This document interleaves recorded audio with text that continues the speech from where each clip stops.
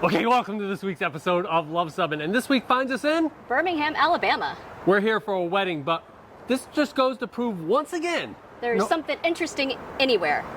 And we are at the Sloss furnaces, which used to make pig iron and made a huge amount of the nation's iron from the 1880s right up until About 1970. right when the Clean Air Act and the different types of iron kind of put it out of business. But all throughout our nation's history, iron was produced here. And in fact, how do we know that iron was produced in Alabama? It's the Iron Bowl, right? As Auburn fans, you know that one of the reasons they call it the Iron Bowl is not because the players are like iron or anything, but it's because of all the iron that was produced in Alabama. And I think the game used to be in Birmingham for quite a number of years. But anyway, in this episode of Luv Subbin, we're going to go ahead and tour the facility. This is actually a National Historic Landmark. It was the first ever industrial facility to be named so. And it's really just goes to show that even the most hideous, ugly thing can be turned into something beautiful. Yeah, absolutely. It has some really interesting things to see here. It is just amazingly beautiful. So we're going to go ahead and do this. We'll show you our campground where we're going to be at. And I'm sure we can find a few other interesting things for this episode.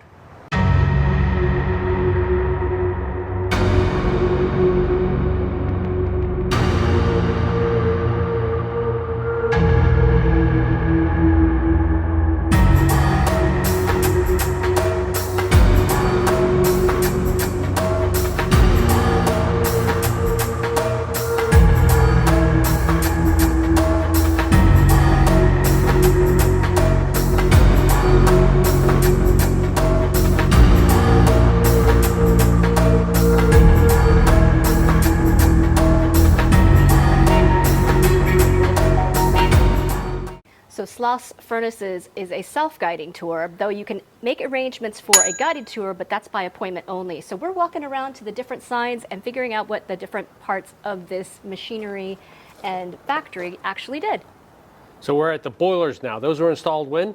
They said in the 1910s and the 1920s, and these are what powered everything that made the factory work. And they used exhaust gas from the iron making process itself. The gas that was produced from that was cleaned and put into these boilers and actually recycled almost to make this factory function. Yeah, they probably weren't too big into the environmentally consciousness here, but still, that was pretty cool cost savings. So this was the stock tunnels, and this brought in small little railroad cars, I guess, to bring the materials that they need to make the iron here. So very interesting. And then it will be carried up into the blast furnaces on an 800-foot long tunnel. Yep. So we're standing in front of the pyrometer house, and it's named so because a lot of the heat gauges are up on the second floor there. But what's really kind of interesting is that this is the strongest built building on the plant. And so it was known as the doghouse because when the furnace would get mad, everybody would have to go to the doghouse because it was the most strong building on the entire facility. So if there was an explosion or something, it was the safest place to be. So as we're going through this self-guided tour, we have these plaques that also talk about the process of making the iron and also some of the people and the jobs that they did while making this iron product as well. And one of the most important jobs was the bricklayer. And he would reline these bricks when they needed it. And they had to be very, very skilled with their jobs. And it was also considered a quite dangerous job as well.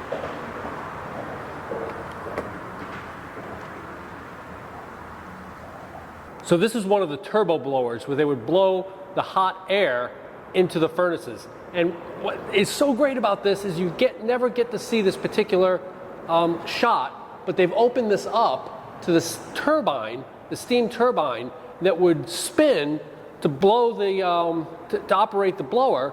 And you can see all the fins. This is the same thing like any turbine engine on a ship or whatever. Steam would enter here, come in through here, go through there, and spin the turbines and therefore spin the blower. Super cool to see this open. Now, is this the same thing on the other side, or is it something different on this side? See, that it looks similar. That's the blower back there. Okay. And these are the turbines that spin to turn the blower. Okay, so it blows out the other end. Yeah. Okay. So there were two of these blowers, and on the other one, they've opened up the blower section where we saw the turbine section before. So those steam turbines, as they spun with the steam injected, would turn those blowers, which would blow the air. Because it said they needed a tremendous amount of air in the furnaces to create the iron. And then, This is the oldest room in the building, built around 1900, 1901. And this is the old original blower. yeah, and so 8 of these monsters were capable of doing the same amount of work as those 2 Ingersoll Rands. But look at these monsters.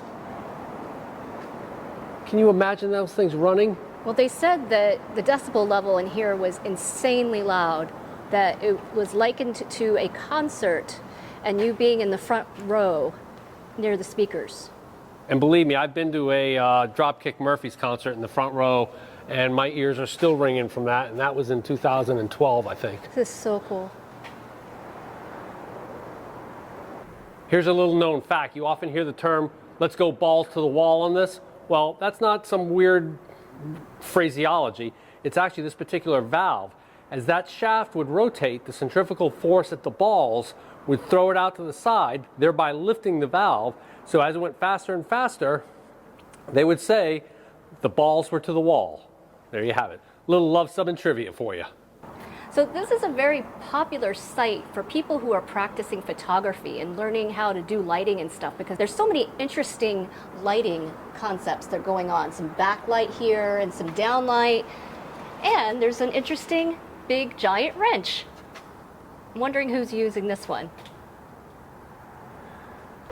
So that reminds me of a book that I read when I was a little girl called The Little Red Steam Shovel, and it looks almost exactly like that thing right there. And I think it's steam, isn't it?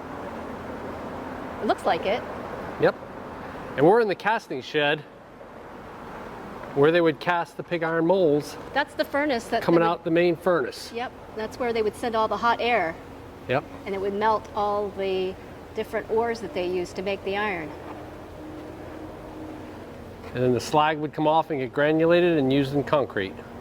So the melted iron would come out of the furnace right here after being subjected to all the hot air and be run down this sluiceway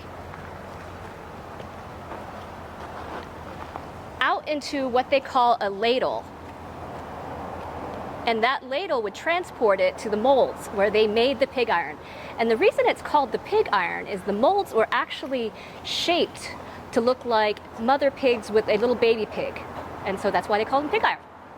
So again, these little interesting boards talk about not only the process of making the iron here, but they also talk about the people. And what was interesting on this one was they were talking about a famous ghost that apparently haunted another furnace facility, who apparently fell into one of these furnaces when he was overcome by gases and tripped and fell when he was installing a belt. But apparently his ghost... So before you go any further, I understand that falling into a furnace is probably not a good way to go. No, I would think not. But he was installing a bell, fell into the furnace, and apparently his ghost haunted this other furnace facility. But when that one closed in 1927, apparently his ghost moved here.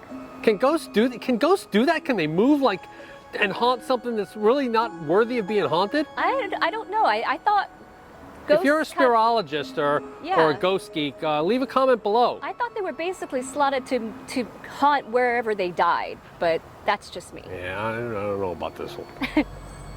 So this is where they cooled the water that they used throughout the plant, because the water got heated throughout the whole process by cooling the molten iron and doing all the stuff with the furnaces. And so they would send it back here and let it cool off. Yeah, probably spraying it up in the air like that and putting it into the pool, and then they'd pump it back and continuously reuse it. So that's kind of an interesting way of cooling the water down. Kind of for free. Yep, and they just recycled the water that way.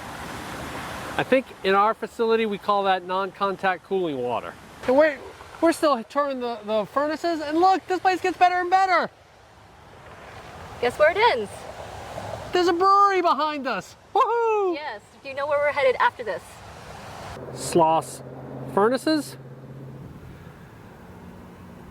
Back 40 Beer Company. Perfect.